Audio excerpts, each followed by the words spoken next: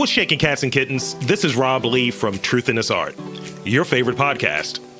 Every week, I help share the stories of artists, cultural leaders, and entrepreneurs. Small business is the backbone of a thriving community. So this month, I want to show some extra love to our presenting sponsor and small business, Double Dutch Boutique. For the holidays, remember to shop small, shop local. Double Dutch Boutique carries locally made in Baltimore vendors such as This Sporting Life, Creative King, Black Radish Handmade, and so much more. Head on over to 1021 West 36th Street in Hamden or on the web at www.doubledutchboutique.com and tell them Rob Lee sent you.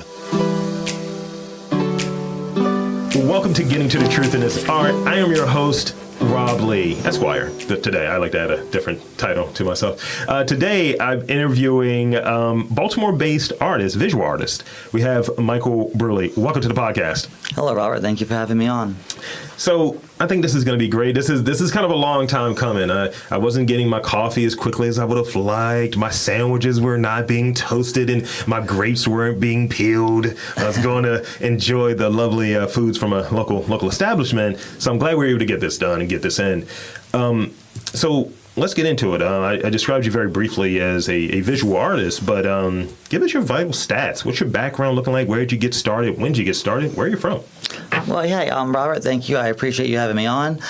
Actually, I am a Baltimore-based artist. I'm a Maryland-based artist as well. I was born and raised here in Maryland on the Eastern Shore. I started painting when I was about 12. I started getting interested in art at the same time. A friend of my brother's was living at our house, and he was a painter at the time, and he gave me my first brush and canvases. He had wanted to go to an online art school, and this guy came to the house. I think I was like 12, like I said, 11, 12. He wanted to come to the house and did like a test with my brother's friend, and they asked this one question, and it was like, what is the different in this picture that most people wouldn't do? Yeah. And it was something like the breath coming out of the bear's mouth, and I'm the only one that got it right. You know, he asked everybody in the house, this is like part of this, like to get into this art thing, and they were like, oh, well, that's cool, that's, you know. And then from there on, he gave me my first brush and paints, he had extra, and then I just started painting, and I just started creating and painting. And I grew up creating. My grandmother was a seamstress. My dad had a body shop. I was sewing since I was 9 with her. So I kind of grew up making stuff. I remember I used to go door to door at Christmas time. I made these really crappy candle holders and stuff, but I would try to sell them to raise money for Christmas stuff. And like, I don't know, I would never let a kid go out and sell these crappy things looking like this. They looked awful. People bought them for like $10. But I had forgot all about that. But yeah, it was really funny. They were like foam, and I spray painted the foam. I had like a candle. I would have, if I let my kid go out like that, I'd been like, let's make it look better. But my parents didn't. They let me just do my thing, and they just let me make it. I had to go out and hustle it. Yeah. And that's what I did. And I just started creating from there. And I was, did all the art programs in my schools. I went to local Chesapeake College. When I got out of high school, I was already a part of the Queen Anne's County Arts Council. I got a scholarship with them, an art scholarship for my associate's degree at Chesapeake College.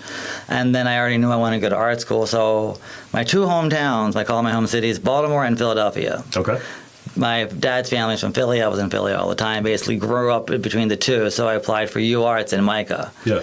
And I ended up going to UArts, and then going to undergrad school there, and I did the art therapy program as well, because I thought, psychology was interesting, and it always interested me as well. Sure. But that's kind of like where my art background came from. But besides that, I was always like, before I went to art school, I was showing in galleries, and I guess I always had the hustle of selling stuff and selling my creation since I was a kid. Yeah. So going into it, having that kind of like family friend that come there and it's like, here's some of my my extras, if you will, the brushes and paint and so on.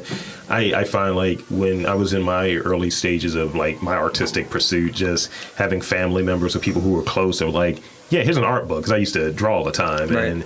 Or even like recently having this like equipment, right? I just remember my girlfriend was like, "Hey, I got this for you," and it's like a new mixer. And I'm like, take it back. I didn't want it, but it was just like, because I just appreciated the gesture, and I think having someone there to kind of help poke at that interest that you might have to help move it along, because looking at like someone as a kid, it's like, this costs money. Things cost money. I'm not going to give you this to mess around with. But someone that just has extras and you can just explore unabated, that's great. I think that's great. It is. And if I didn't get that, I may not have picked it up as soon as I did. I may have gone a different route in my creativity. But I was able to, try it out. And it wasn't like, the kind of brushes you normally give kids. It was nice brushes. It was a nice canvas. It wasn't like the crap material you usually give a kid when they're first trying something out because you don't know if they're going to like it or not. Here's some construction paper. Here's a coloring book. Have at it. Here's a pen. Here's a pair of scissors that won't even cut paper from the dollar store. Most kids get. Don't run with them. So some folks are creative and but don't find a niche when they're best or most interested in at first. Kind of what you were touching on. I started off as an illustrator and then a writer and now a podcaster. At what point in your life did you realize like you had that creative talent? You touched on like really earlier, but like when you were like maybe like going back as far as 9 doing the stuff with your grandmother. Yeah, I remember being a kid, and I was been sewing since I was like 9. I made a quilt for my sister's best friend when she was pregnant when I was in 2nd grade. Oh, wow. Like, I made a whole little square quilt, and my grandmother taught me how to pin it, how to cut it. She made me do it all myself. If I wanted to make it, I had to do it. And even at that age, I was into fashion and dresses, and I made my mom. I never finished it. I wish I would have finished it.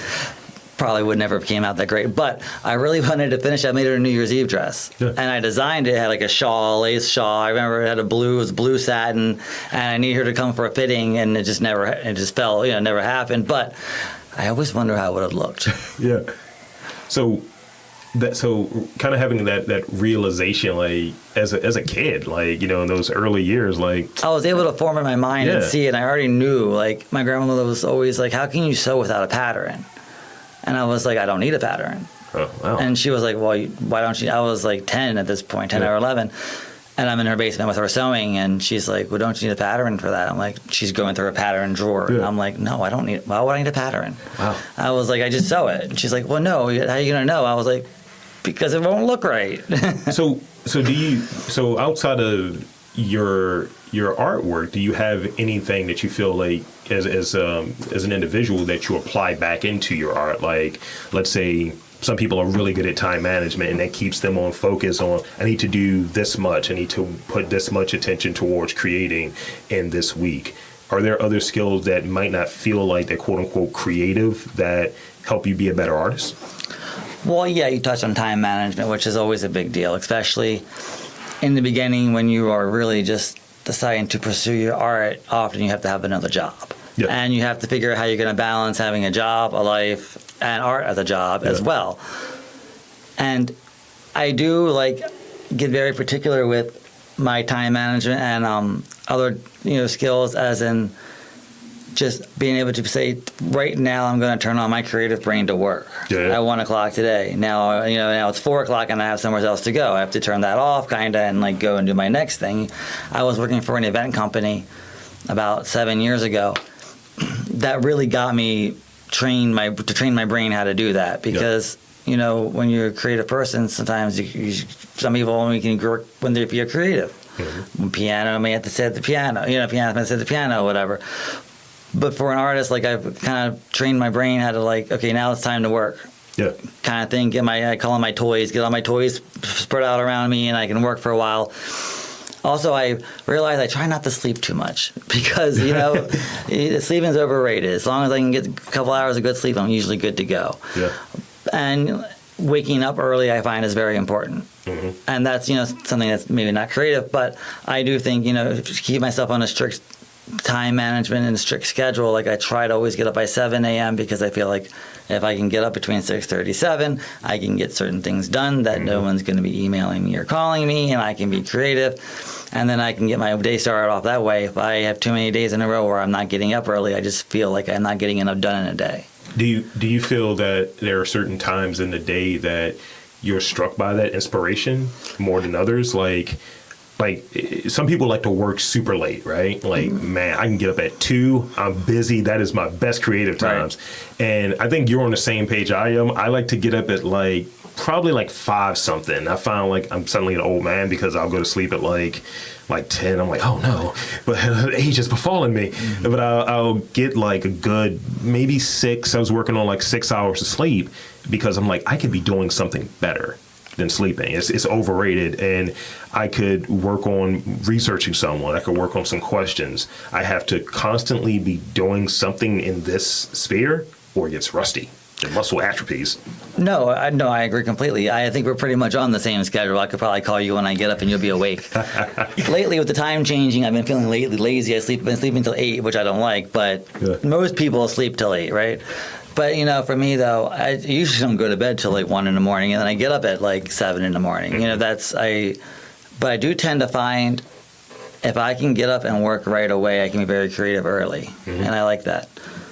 During the day, I have a hard time because I get distracted mm-hmm. with things in life. But I've been fortunate enough now that I have lots of commissions and I have other ways I do creatively make money that I don't have. I work for myself, which this is all very new to me now. So I've been working on constructing that in a way that I make sure I get everything done mm-hmm. as well, and I don't try not to let too much slip through the cracks, because it's easy to let things slip through the cracks when you're working for yourself. Mm-hmm. Because you're like, I gotta make that money, but I gotta have me time as well, and then I find myself overbooking myself. I've run into that, and I've tried to use the calendar. That was a recent invention, mm-hmm. right? Of utilizing the calendar, and I'll put it this way: next week I have 13 podcasts to record. Right. And, literally it's like you know that they're going to be, like, for instance, the one that was after you today has gotten canceled. Like, the person can't make it. And I think the nature of... That's when you're like, thank God, I can't sleep or something. But it's the nature... I'm going to go drinking. Or that. The nature of, I think, working with artists, sometimes you have to be mindful that they are working as well. So if it's like, I got a gig that I can get real quick and I got to make that money, I was like, all right, then talk to me later. That's great. We can get that done later. Have you ever noticed, though, when your friends find out that you work for yourself, they think you have all the time in the world to do anything? And it's like, well, no, sure, I would love to do that, but I got to do my stuff too. Yeah. And it's like, oh, you're not working. You're not busy, are you? I pick Monday mornings, right? I'll look at who do I have scheduled for this week, and I'll pick like a nice 4-hour block, because I don't know if it's like, this part is the creative part to me. This part's the interesting part, but the work up into it, it's like I got to put 4 hours to the side, like on a Monday morning,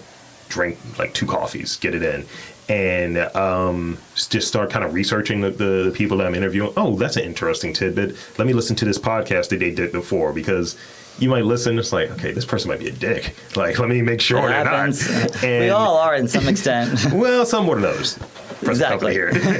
But it's one of those things where having that preparation is like, I can get I guess the administrative components out of the way just to get to the part that I like. Right. Yeah, and that's the thing with my art. There's a part where art looks like hell in the middle of it. But once you push past that, it's when things start falling together. Yeah. And if somebody views it when it looks like hell, they're going to let you know it looks like hell. And you're like, but it's not done. Would you just come back later? Come back later. Right. Nobody invited this you. This is a work print. Right, exactly. But no, I do the same thing, and I try to take one day a week, which is usually for me a Monday or a Friday, where that is the day I play catch up. Mm-hmm. And I try to get as much done as possible in that time frame. I don't answer my phone. I keep it turned off. I'll get back to whatever I have to get back to later. And it changes. Sometimes my schedule changes. Lately, I've had a couple art-related jobs. Like I have an ongoing mural that I'm working on, and I've been doing window displays for both local companies, and we can get into that in a minute. But I will a week prior, I'll say, okay, look, 1 week I do the mural, the other week I do window displays. Yeah. So I have time to work on my own things, because I'll schedule 5 commissions in 1 week, and that's not humanly possible. And I find myself up at all hours, like, you know what, screw it, I can't do it. Like, because I want to do it good too. Yeah, and that's the thing. Like, it's kind of that meeting that I was describing earlier. That one of the questions they asked me, like, what sets like what you're doing aside from someone else that might interview the same person or whatever. And I was like, there's a certain standard You don't want to just put something out there. It's like, yeah, I can do 13 podcasts in a week, but I want them to be good podcasts, or that number is going to drop down. To your point, it's like, I can't do that in that way. It's like that 13 might turn into 8, but they're going to be 8 good ones, and then I'll get the other ones scheduled when I have more time to manipulate. There's a time in there with anything like you just said, too, where you have to say, okay, look, the quality is going to suffer if I try to push this through. It's better for me just to tell the people, look, who needs their painting first? You know, is there a birthday celebration anniversary coming up? Yeah. No? Great. You can wait an extra week. Yeah. You know, Daisy already died. I'm sorry, but it happened. You know, I'll get back to that in a second. But you get the ones done that have a time frame, you know, and you have to do that sometimes because it's, like you said, too, it's your name, it's my name being attached to these things. And I don't want crappy work going out there that I've produced. It's prioritization. Like, you know, trying to do that shift, like I'm not quite there, but I'm in that spot where I'm able to balance the creative thing, the relationship, the job, the me time, and even just other stuff. Like I like to leave a line there for miscellaneous. Right. Because, you know, it's just all time. Like, you got to account for that time because sometimes. Things come up in life. You have to go pick up my nephew from his camp suddenly because his mom got a flat tire. Who knows? Things come up, right? And you have to be able to, or you need a couple extra bucks so you get an extra gig or something last minute, you know? Yeah.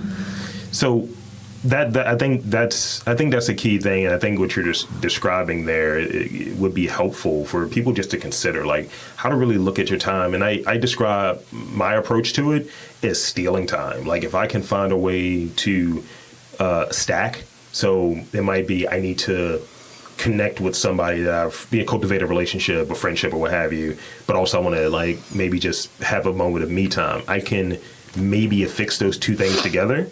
And it's like, all right, not a bunch of people. I can hang out with one person or what have you, 2 people, something like that. So I do the socializing thing, and I'm doing something that I want to do. So I'm controlling it, that I don't feel like I'm suffering.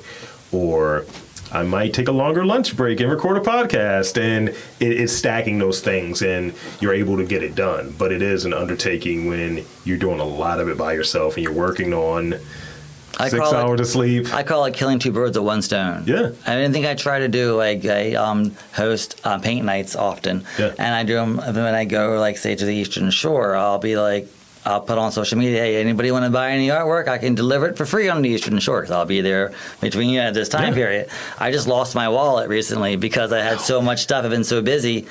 I was exhausted, came back from hosting a paint night, delivering a painting, got back around midnight. My partner wasn't home, so I was like, great, it's me time. I'm going to, I can run around the house screaming, hollering, and I can go in the studio screaming, hollering, and no one's going to question what I'm doing. Yeah. I got all my crap out of the car. I don't know what the hell happened. I got to the house the next morning and can't find my wallet anywhere. Oh, no. I guess I dropped it, but because I was preoccupied with everything going on, I just slipped out of my hand. So I'm learning I got to try to be more mindful. Yeah. But, because these things happen when we're paying too much attention to everything else going on, and you can only kill 2 birds with 1 stone. You can't kill 3. So I've read that your work is inspired by the ups and downs of life, right? Right. So can you share an example that kind of worked into some of your art? Yes, I can. So recently, I don't know if you maybe saw, I posted on different social media apps, I post different things. I had a leg operation, a really big leg operation right after COVID happened. July 24th of 2020, they had to do a leg reconstruction surgery. Oh, wow. I am a big baby when it comes to being in pain, sick, anything like that. I don't like getting sick. I don't like being in pain. I don't like being uncomfortable. So I had this thing on my leg, this leg fixation device, and they had to re-break it in 2 places. Big, awful operation. 5 months this thing was on my leg. So I went through a lot of emotional turmoil in this time period. A lot of it self-brought on because I'm a big baby when I'm feeling well.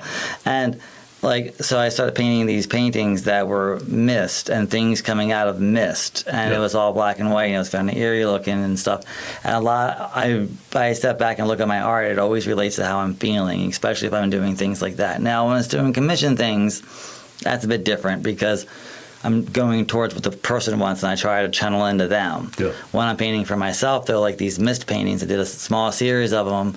I sold them all on social media, but I did a small series of them in watercolor, and it was just kind of like my inner self coming out, and it was like as I was healing from the operation and like coming out of the head fog of it all. And that was kind of like the same essence that was captured in the paintings, was like you would see that what was coming out through the mist, but it was still smoky and it was still cloudy. And that was how I was feeling at the time. Yeah. So like that's just a small example, one example of, you know, how often, like, you know, the way I'm feeling. And then like when I'm feeling very energetic and I have a lot of things going on, I'm really happy. I'm a happy painter. I'm not a very good sad painter. So one of my gallery people will tell you the opposite, but I think I paint better when I'm happy. But you know, it's very bright and bold and colorful, and it'll be like, you know, very expressive marks and very colorful stuff, you know, going on in the artwork. And a lot of times art has this subconscious component to it.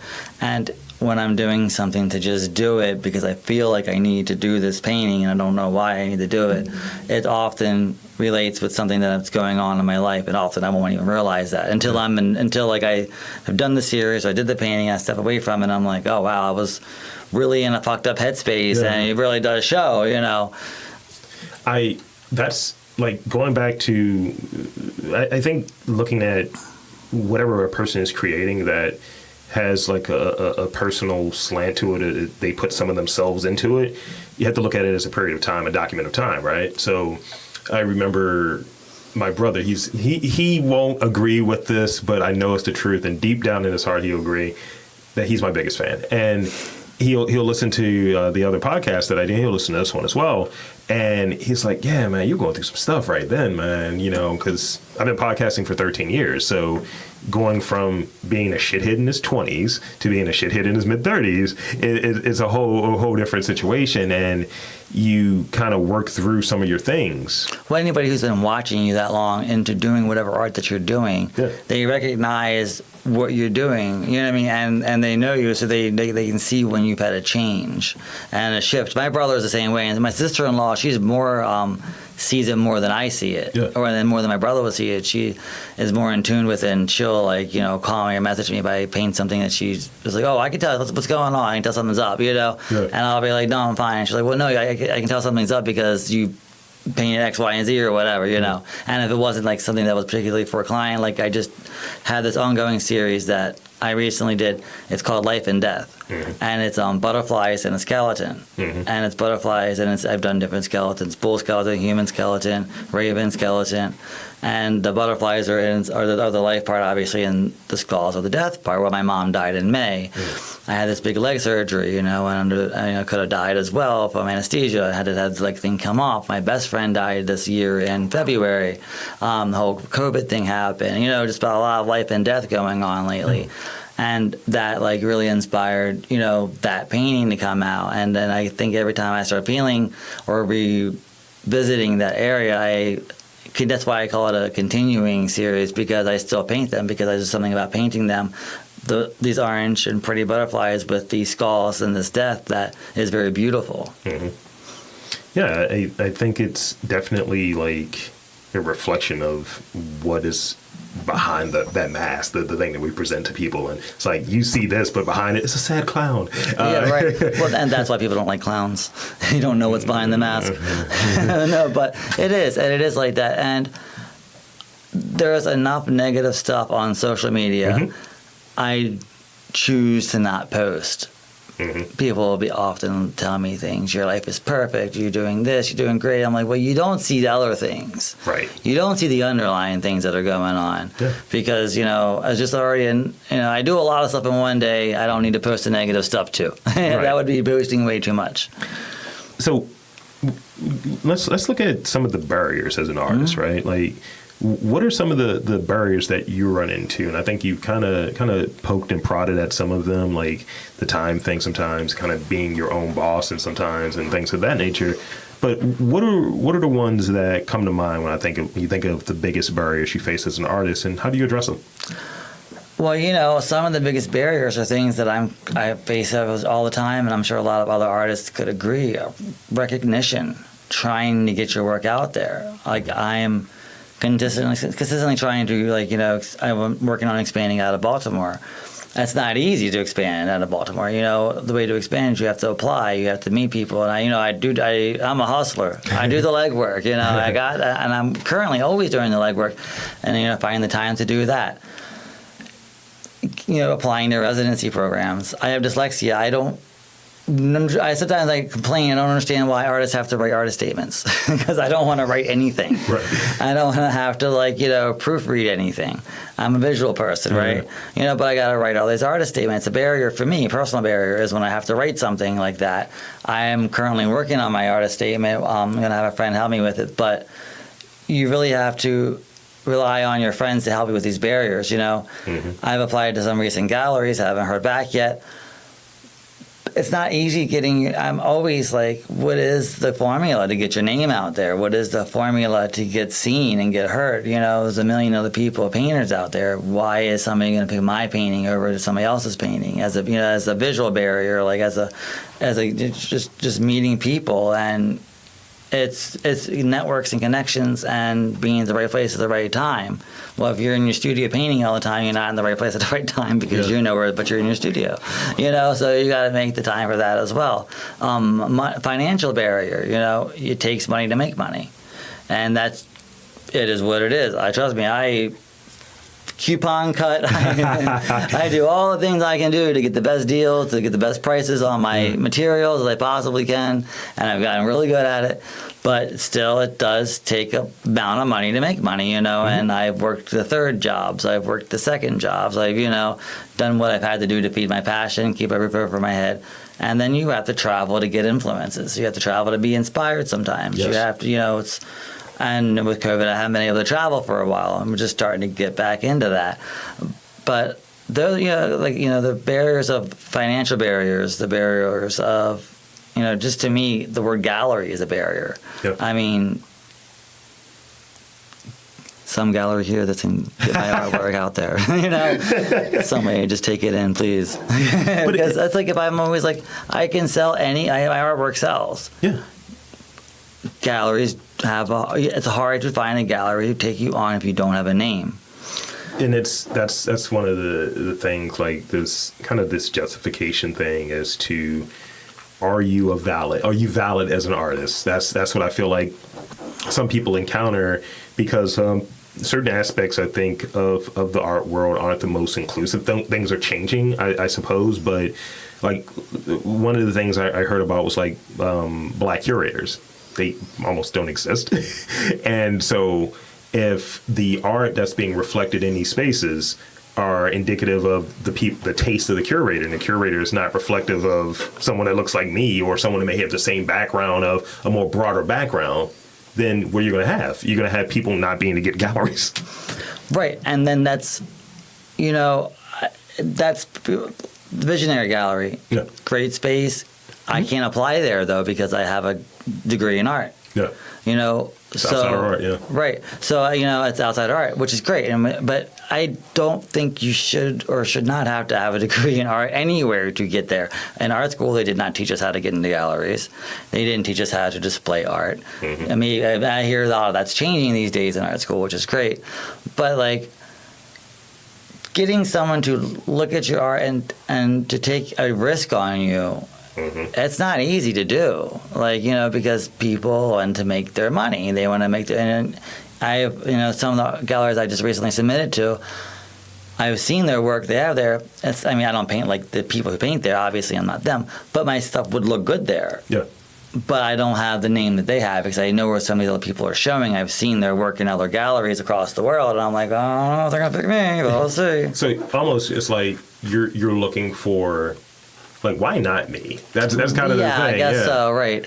It's what makes it, why'd you pick them? And, so I just keep submitting and crossing my fingers and keep putting it out there. That's going to make this next question hilarious than the timing of it, because I'm going through these in chronological order. So what makes a piece good and what makes a piece great?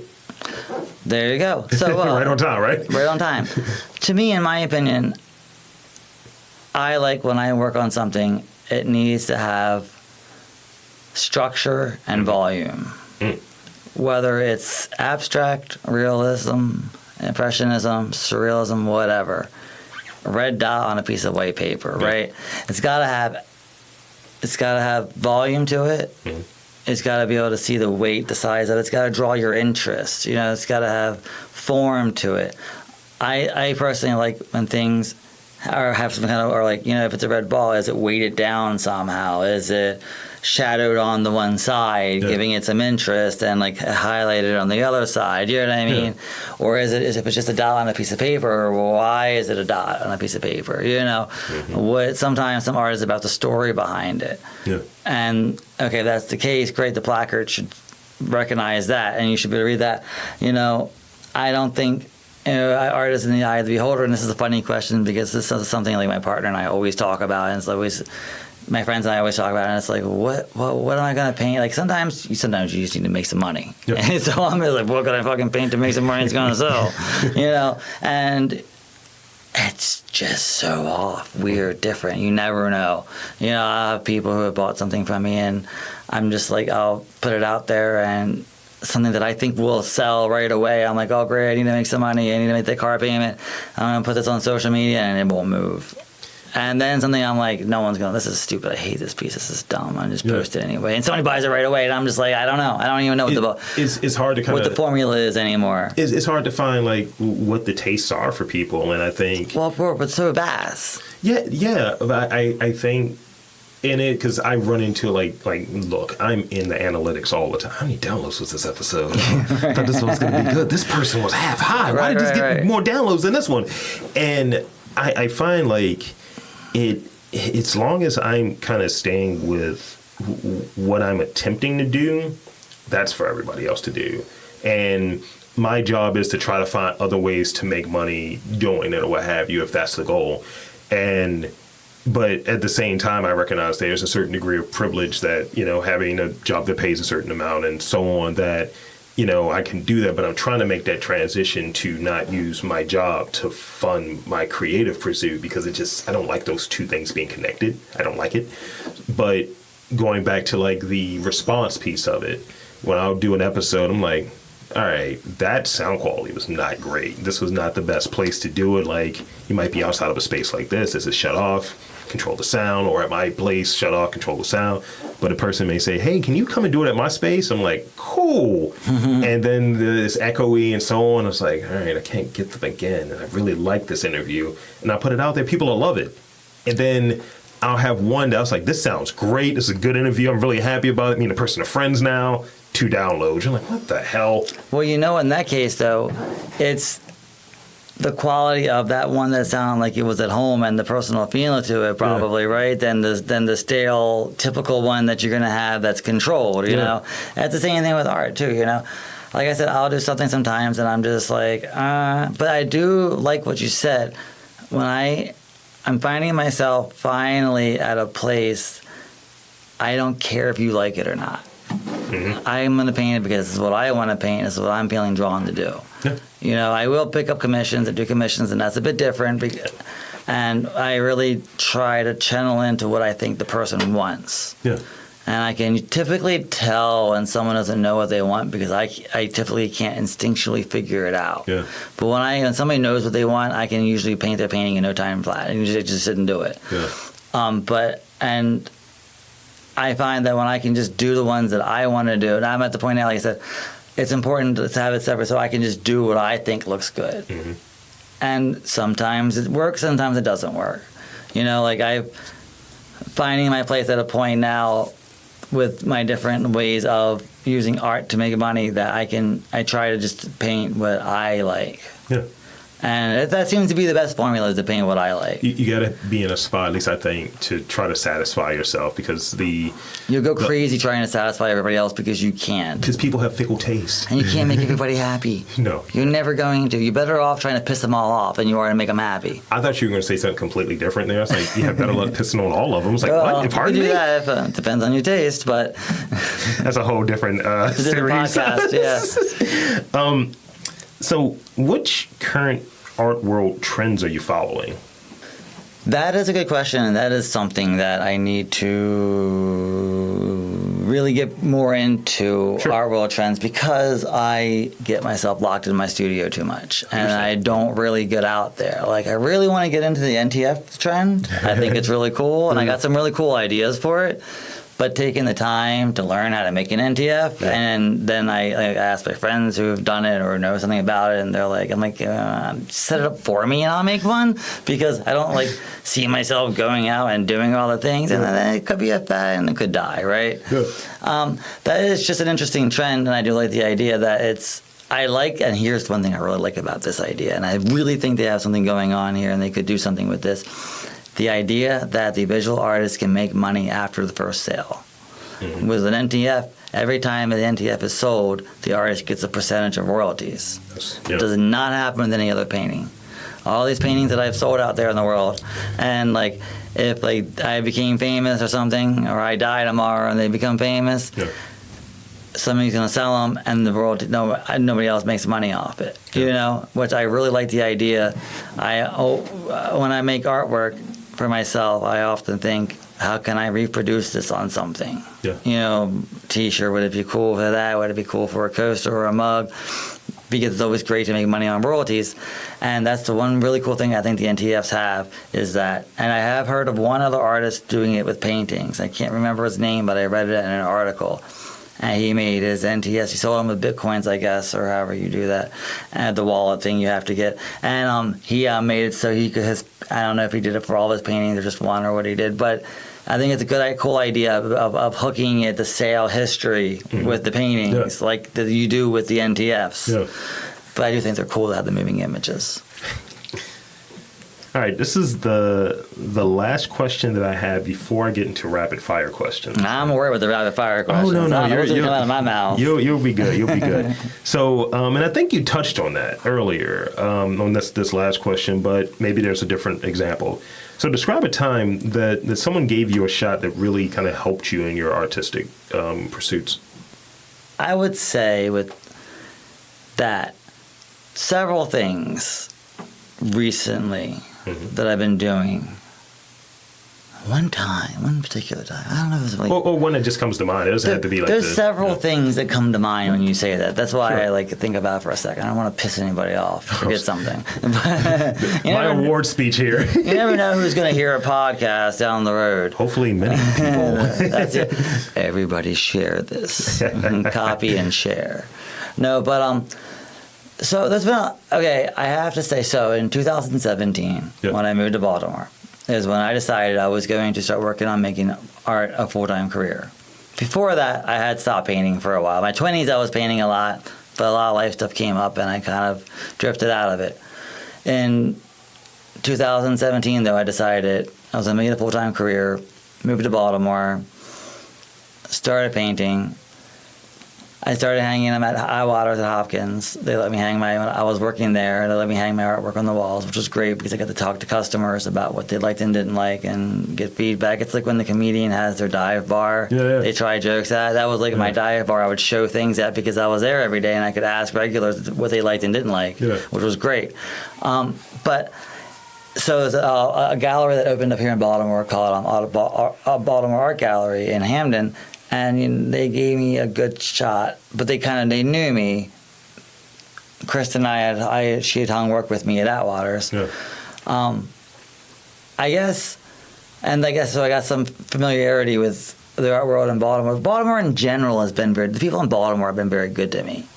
Vicky from Spirits of Mount Vernon, she's been a great patron of my art and has helped me. Lord Baltimore, she's undoing a mural there currently, an ongoing mural of the pups of Mount Vernon, and it's like every other week I go and I paint like 5 dog portraits on her wall.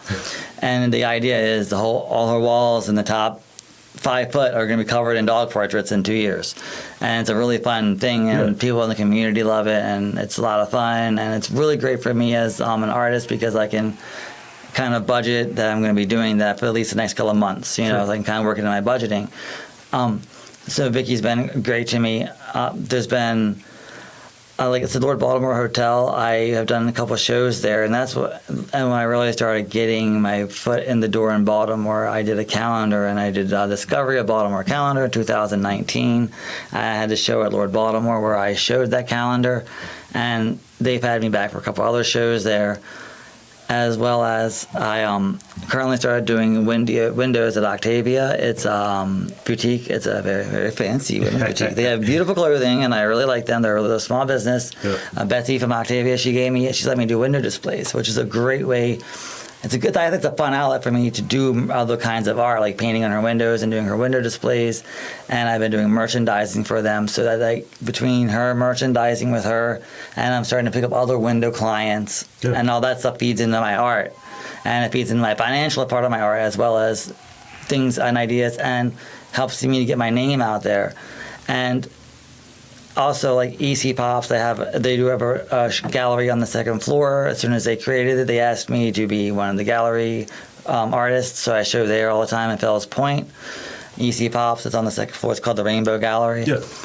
And Baltimore in general has been really good to me, but it hasn't been without me really putting myself out there and talking to people and working with people and promoting myself and volunteering and doing all kinds of stuff. But there have been a few key people, like Vicky, like Lee from Lord Baltimore, Betsy, Atwaters, and not Ned is great. I don't really know him that well personally, but I got to show my artwork. Mike, that was the manager, was really cool, and he let me show my artwork there, and I think that really was the start of me getting my artwork out in Baltimore, and he liked it. But I'm still looking for somebody who can give me that really big worldwide break, If there's any takers out there, no. But yeah, just Baltimore in general, I think they're a good artist city, and we're really a growing city, and we're trying to really turn our city around as far as why people are going to come to Baltimore and stay. And because there are fun things to do, and I never, growing up on the Eastern Shore, thought I would live in Baltimore and like it, because this was like the 90s, and if you know Baltimore, you know what it was like in the 90s, and it's not that way anymore. It's really come a long ways, and I really have to just thank being in Baltimore in general, and a lot of the amazing people that I have met here, because it is they call it Small-Timore for a reason, and this is a real reason.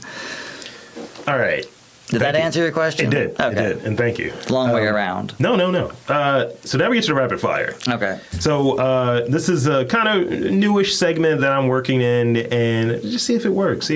And essentially, these are just answers. There is no context needed. And then from there, we'll wrap. I'll give you a chance to shamelessly plug away. Right. And that'll be that. So there are going to be 5 questions here.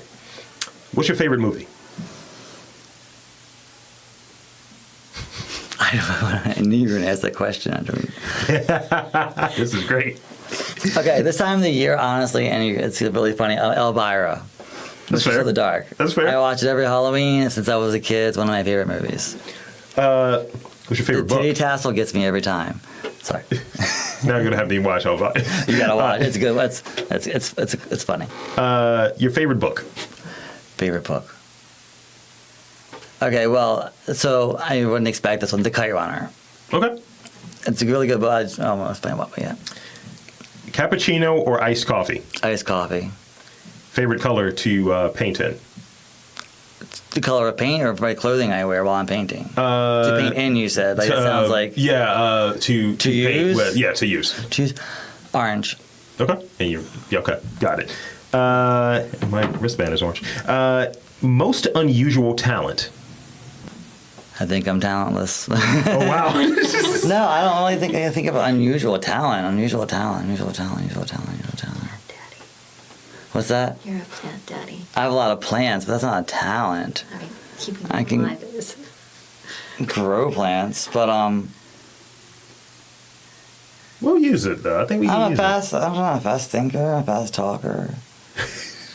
It will be one like, I can say this many words in a minute. Right. No, I used to race the Micro Machine Man commercial when I was a kid. Really? Yeah. I used to try to talk faster than him. So I'm doing a review on Transformers from 1986 that has that guy as one of the Transformers. So you know what I'm talking about.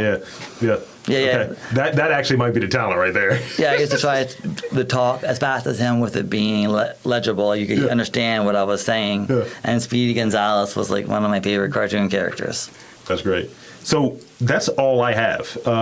It's on you now. Where can he find you on social media? And shamelessly plug whatever you want. And thank you so much. This has been wonderful. Yeah, thank you very much for having me on.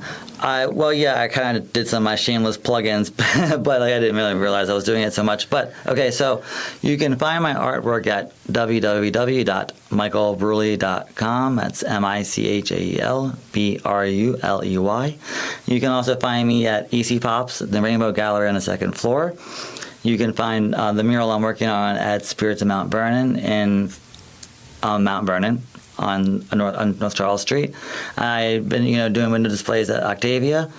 I got 2 shows coming up in the Lauren Carroll Gallery on 1918 Fleet Street in Fells Point in the spring, and December 1st at Devonport Imports and the Arts on 36th Street in Hamden.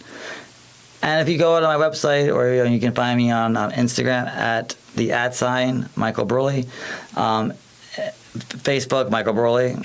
Doesn't get much easier than that. I kept it all pretty easy. It's all just my name. Yeah. That way you can find me and easy to find. And just thank you very much for having me on. And I guess those are my plugins. Cheers. So for Michael Bruley, thank you. I'm Rob Lee, saying that there is art in and around Baltimore. You just have to look for it.